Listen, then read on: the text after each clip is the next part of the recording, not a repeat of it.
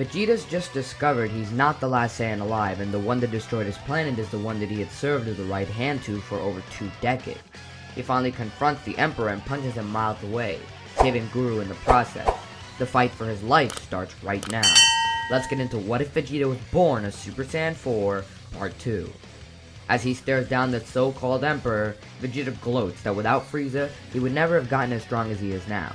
Without Frieza, he never would have grown strong enough to do what he's about to do. Fate's a funny thing. Frieza realizes the threat at hand and goes straight to his full power form. While he didn't train hard enough to get a golden or anywhere close to that, he did manage to fix the stamina problem while using his full power. We also have to take into account that Frieza's first form this time around is a 5 million. That would have an effect on his full power form as well, because it basically works as a transformation. To find out the multiplier, we take Frieza's original max power of 120 million and divide it by his first form's power level of 500,000. This gives us 240 times. We now take Frieza's new first form power level of 5 million and multiply that by 240, giving us Frieza's max power level, which is 1.2 billion in this story. As the two start their fight, it becomes very clear that Vegeta is just toying with Frieza. There was no chance of winning for him. It's not even close. If we take Vegeta's power level after Guru unlocked his potential, and we're just taking the original boost of 7.34 times, not counting the fact that his power level would steadily increase afterwards too. Regardless, it would be 70 million. The Super Saiyan 4 multiplier that I usually take is 12,000, and that gives us a power level of 840 billion. Vegeta can use a fraction of his Super Saiyan 4 transformation power, and still Frieza wouldn't come close to him. This fight would still shake the planet to its core, and after Frieza realizes he's gonna lose no matter what he does, he says what the hell and tries to blow up the planet. Vegeta saw this coming though. He's been with Frieza pretty much his entire life. He fires a Galick gun towards a death ball that Frieza fired, and it easily overpowers the Emperor's attack. Vegeta pushes it back, taking out Frieza in the process and sending the blast to the sun. Guru can sense that Vegeta has won. He goes back to check on Guru one last time before hopping in Frieza's ship and setting coordinates for Tarbal's planet.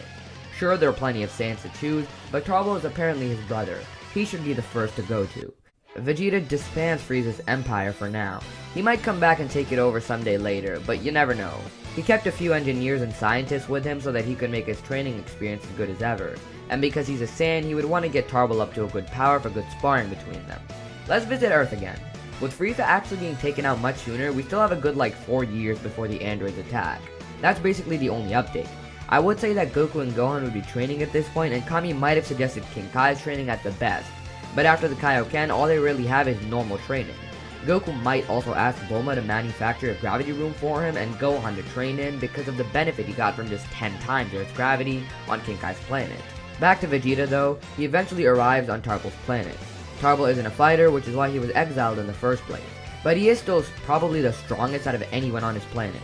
He meets the ship as it lands, ready to attack if necessary.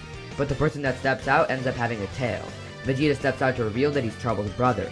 As you would expect, Tarbal is taken aback by this. Brother? Now rewind. We don't know when Tarbal was sent away. It could have been a few years before Planet Vegeta's destructions, or it could have been arrived just as he was born, Which means he would have heard of Vegeta from his father. But this time around, he would never have seen his brother, so he has no idea what Vegeta looks like. Except Tarbal can clearly notice the resemblance his so-called brother has with their father. After some explaining on both sides, they realize what both of them have gone through.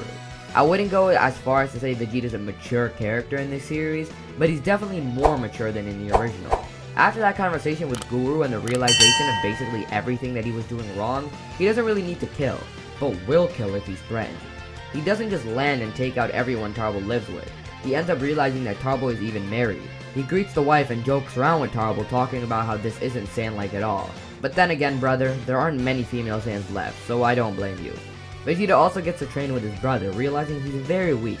However, this light training would absolutely boost Tarbal's power level up, especially with the Zenkai he gets after the beatdown. I think that while Tarbal would be happy getting to meet his brother, he wouldn't leave his wife and planet behind to adventure into the unknown. But he does give Vegeta his regards and a way to communicate if ever needed. Vegeta heads out to the closest planet near him. There are 2 at this point, Earth and Vampa. I'm gonna take a guess and say Vampa's first just to make things more interesting. Vegeta arrives on that planet pretty casually before seeing the horrors on it. His ship is attacked and almost swallowed by this giant monster looking thing. Luckily it's not damaged. Vegeta creates an energy bubble around it to keep it safe, and then ventures out to find the power levels. Vampa has very dangerous species on it from the beginning, but he can sense one that is extremely high, possibly the Saiyan he's searching for. He finds them after some time, and is Broly looking for food.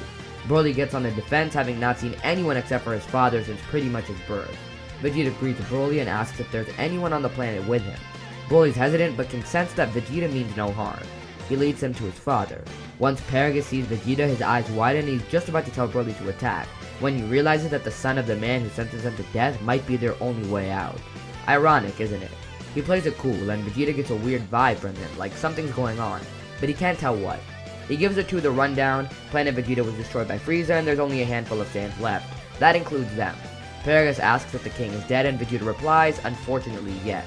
There's only him, his brother, a man named Kakarot, and you two. Paragus is happy to hear that the king is dead, but that means his revenge is gonna have to be enacted on Vegeta. Pity. Vegeta then asks if they would like to leave this planet to venture out with him, and try to build something or at least rally the remaining Saiyans together. Paragus would agree, and Vegeta gives him a fresh set of clothing. He then trains with Broly on the ship, realizing that while Paragus is pretty weak and almost entering old age, Broly seems to have immense power, something that he's only seen inside of himself. Paragus doesn't explain to Vegeta how they were exiled, just like they went out on a recon mission or something and then their ship was damaged. They tried to contact the planet, but they got no response. Vegeta thinks nothing of it, considering that Planet Vegeta did kinda get destroyed based off of their timeline. So he just continues to train with Broly for the next year before they get to Earth. In this time, both would grow immensely. The two are basically perfect training partners for each other. Broly has a higher base power and is able to push Vegeta so long as no transformations are used. Once they arrive on Earth, Kami immediately informs Goku that two immense power levels like nothing before have just arrived on Earth. Goku starts to sweat in fear. He's in the millions at this point too, but these guys are something else. He hopes they can come in peace because there's no way he can take them on. Luckily for him, as soon as he arrives, even though Goku doesn't have a tail, Vegeta can tell that he's a Saiyan. He questions Goku, asking if he's Kakarot. Goku is Goku-like and says he's not a food. After questioning, Vegeta realizes what Raditz did, that Goku probably hit his head. He explains to Goku that they come from a warrior race known as the Saiyans. His name is supposed to be Kakarot or something, and that what he's looking at are the remainder of the Saiyans. Goku then says something interesting that catches Vegeta's eyes. Does that mean my son is a Saiyan too? Vegeta's eyes widen. What? There's a Saiyan woman on this planet? Goku explains that no, she's human alright, but his son is like super strong.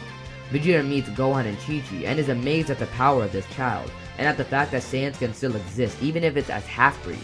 This gives him newfound hope for the Saiyan race. He would technically be the king of all Saiyans, just that technically he's only the king of 4.5, so it's not really that big of a deal.